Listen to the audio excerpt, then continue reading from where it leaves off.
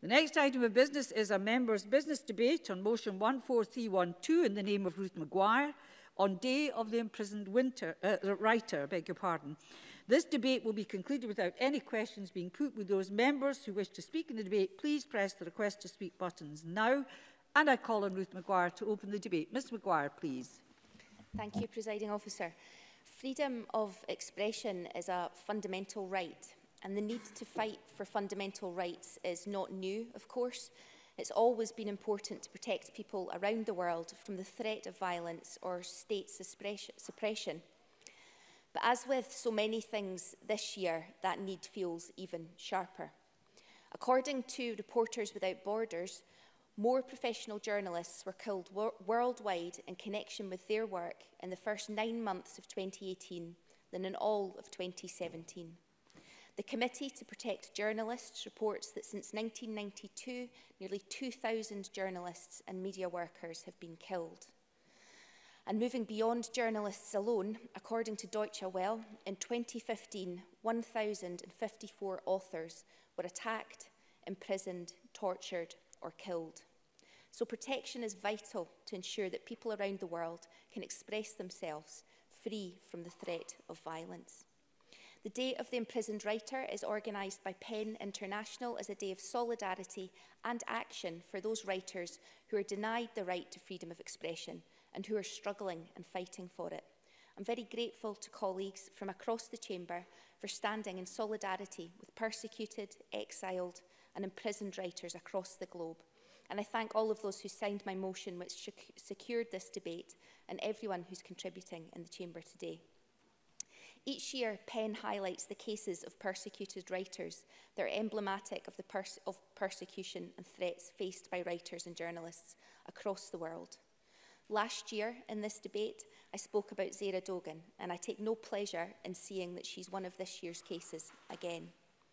I take no pleasure that she's still imprisoned by Turkey, a state who are infamous for their violation of the rights of authors, publishers and academics. Zehra Dogan was born in 1989. She's a painter and the founding editor of the all-female news agency, Jin News Agency, which was closed on the 29th of October 2016 by statutory decree number 675. It is one of over 180 media outlets that have been closed since the beginning of the state of emergency in Turkey. For her work for the agency between 2010 and 2016, she received numerous awards, including the prestigious Metin Gotep Award for her reporting of Yazidi women escaping from ISIS captivity.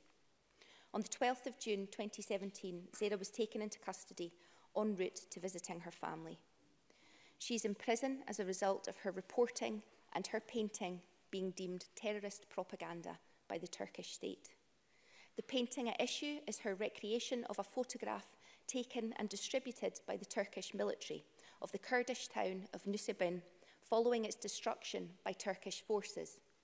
The picture shows destroyed buildings draped with Turkish flags and surrounded by tanks.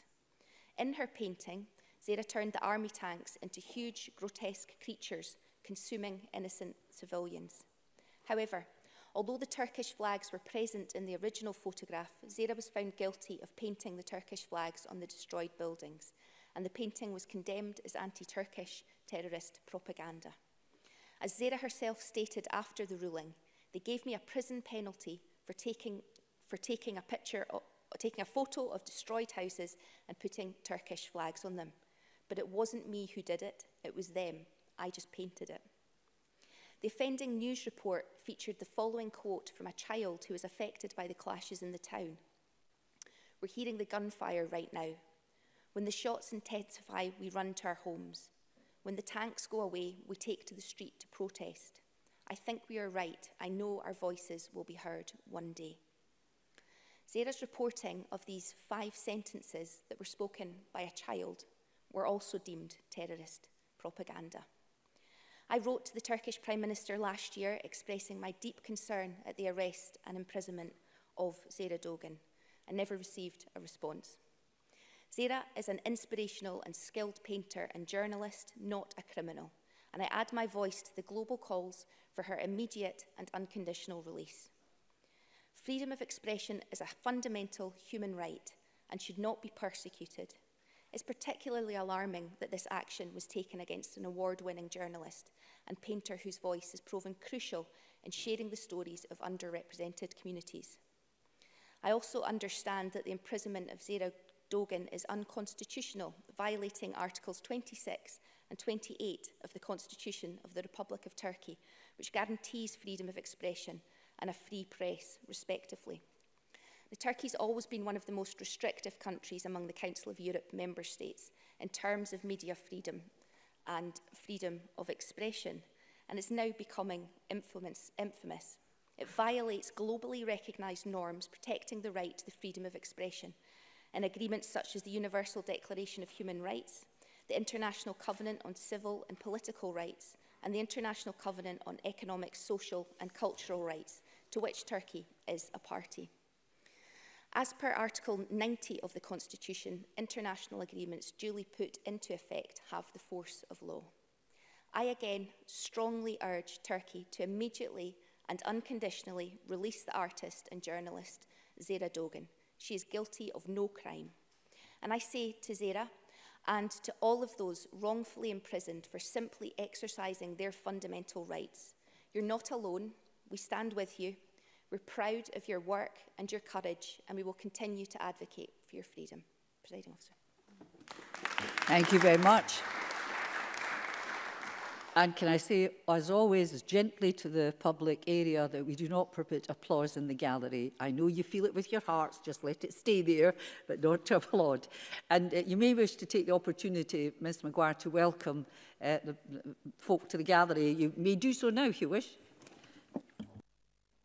Presiding Officer, I'd like to welcome representatives from PEN International and Amnesty International to the gallery.